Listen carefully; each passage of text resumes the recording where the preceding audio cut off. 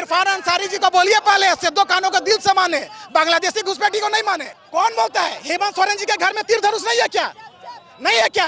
जरा सवाल पूछिए उनसे। आदिवासियों के अधिकार छीनने वाले कांग्रेस और सवाल हमसे करते हैं। जिस दिन तीर धनुष आदिवासी के हाथ से अलग हो जाएगा, आदिवासी का अस्तित्व खत्म हो जाएगा। आदिवासी समाज आपको कान पकड़ के नीचे उतारने का काम करेंगे।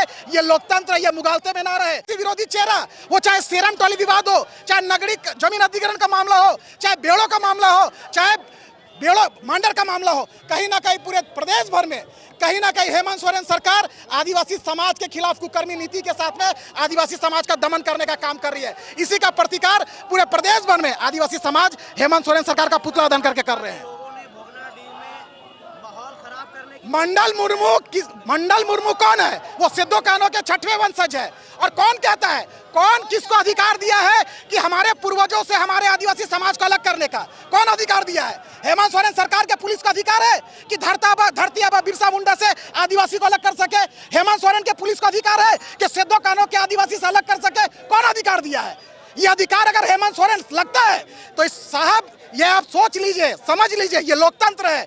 जिस आदिवासी समाज ने आपको मुख्यमंत्री पद में बैठाने का काम किया है, आपके कुकर्मी नीति को लेकर आदिवासी समाज में रोष है।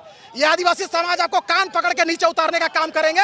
ये लोकतंत्र, ये मुगालते में ना रहे। ये कोई राजशाही शासन नहीं है, ये लोकतंत्र है। आदिवासी समाज ने आपको मुख्यमंत्री पद में बैठाने का काम किया है, तो यही आदिवासी समाज आपको कान पकड़ के कुर्सी से नीचे उतारने का भी काम करेगी। अरे हथियार कौन बोलता है? हेमंत सोरेन जी के घर में तीर धनुष नहीं है क्या? नहीं है क्या? जरा सवाल पूछिए उनसे। अरे हेमंत सोरेन जी के घर में तीर धनुष नहीं है क्या? अरे तीर धनुष आदिवासी समाज का पारंपरिक हथियार है। बिरसा मुंडा की पहचान तीर धनुष से है, सिद्धो कानों की पहचान तीर धनुष से है। जिस दिन तीर धनुष आदिवासी के हाथ से अलग हो जाएगा, आदिवासी का अस्तित्व खत्म हो जाएगा। कौन कहता है?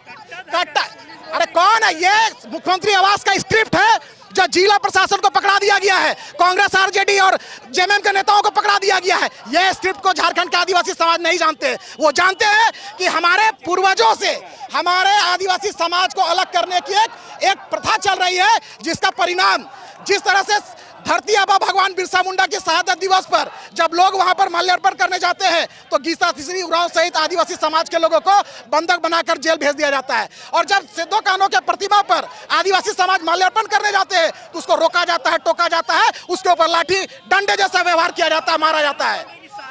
अरे इरफान अंसारी जी को बोलिए पहले सिद्धो कानों को दिल से माने, बांग्लादेशी घुसपैठी को नहीं माने। वो सिद्धो कानों को माने, वो चांद बेरों को माने, फूलो जानों को माने।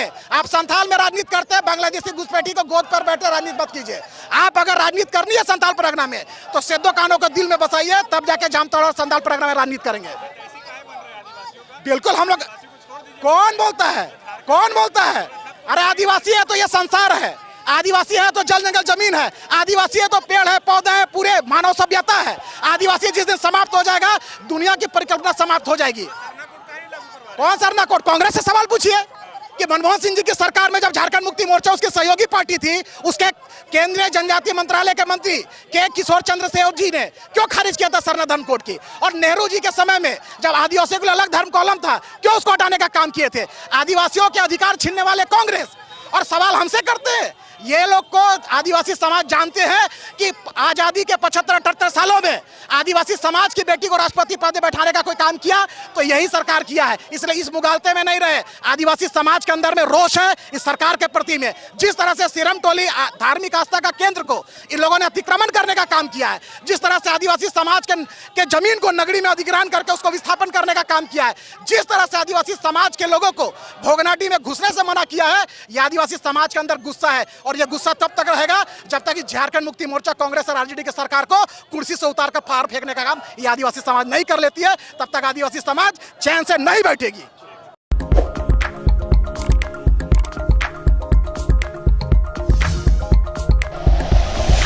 Like and share videos, subscribe करें हमारा चैनल और प्रेस करें बेल आइकॉन। न्यूज़ 11 भारत, सच है तो दिखेगा।